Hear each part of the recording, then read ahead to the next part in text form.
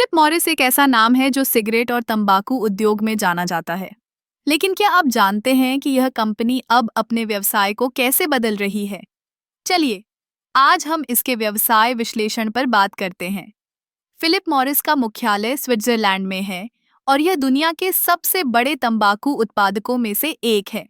Company की पहचान मुख्य रूप से मार्लबोरो जैसे ब्रांडों से है, लेकिन हाल के वर्षों में कंपनी ने अपने पोर्टफोलियो में बदलाव करने का निर्णय लिया है। तंबाकू उत्पादों की बिक्री में गिरावट के चलते फिलिप मॉरिस ने धूम्रपान रहित उत्पादों पर ध्यान केंद्रित करना शुरू किया है। इन नए उत्पादों में IQOS शामिल है, जो एक हीट नॉट बर्न तकनीक पर आधारित है। यह सिगरेट के मुकाबले कम हानिकारक माना जाता है। कंपनी का लक्ष्य है कि 2025 तक उसकी कुल बिक्री का 50% हिस्सा गैर धूम्रपान उत्पादों से आए।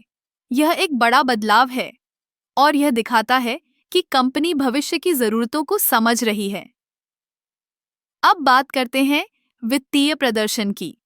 फिलिप मॉरिस ने पिछले कुछ वर्षों में स्थिर राजस्व वृद्धि देखी है। 2022 में कंपनी का राजस्व लगभग 80 अरब डॉलर था।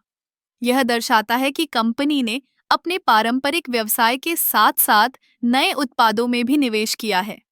इसके अलावा कंपनी ने अपने लाभांश को लगातार बढ़ाया है, जो निवेशकों के लिए एक सकारात्मक संकेत है। फिलिप मॉरिस की रणनीति में एक और महत्वपूर्ण पहलू है वैश्विक विस्तार। कंपनी ने एशिया और अफ्रीका जैसे उभरते बाजारों में अपने उत्पादों की पहुंच बढ़ाई है। इन क्षेत्रों में तंबाकू की खपत अभी भी उच्च है और यहाँ नए उत्पादों के लिए संभावनाएं बहुत अधिक हैं। हालांकि कंपनी को कई चुनौतियों का सामना भी करना पड़ रहा है। स्वास्थ्य संबंधी चिंताओं के कारण कई देशों में तंबाकू उत्पादों पर सख्त नियम लागू हो रहे हैं। इसके अलावा प्रतिस्पर्धा भी बढ़ रही है, खासकर उन कंपनियों से जो वैकल्पिक निकोटीन उत्पादों पर ध्यान केंद्रित कर रही हैं। फिलिप मॉरिस के लिए यह महत्वपूर्ण है कि वह अपने ब्रांड को फिर से स्थापित करे और उपभोक्ताओं के बदलते रुझानों के साथ चले। कंपनी ने अपने मार्केटिंग दृष्टिकोण में भी बदलाव किया है, जिससे वह युवा पीढ़ी को आकर्षित कर सके। अंत में, फिलिप मॉरिस एक ऐसा उदाहरण है जो दिखाता है कि कैसे एक पारंपरिक उद्योग को नवाचार और अनुकूलन के माध्यम से आगे बढ़ाया जा सकता है। यह कंपनी न केवल अपने व्यवसाय को बचाने की कोशिश कर रही है, बल्कि एक नई दिशा में भी कदम बढ़ा रही है। यह देखना दिलचस्प होगा कि आने वाले वर्षों में यह कंपनी किस तरह से विकसित होती है।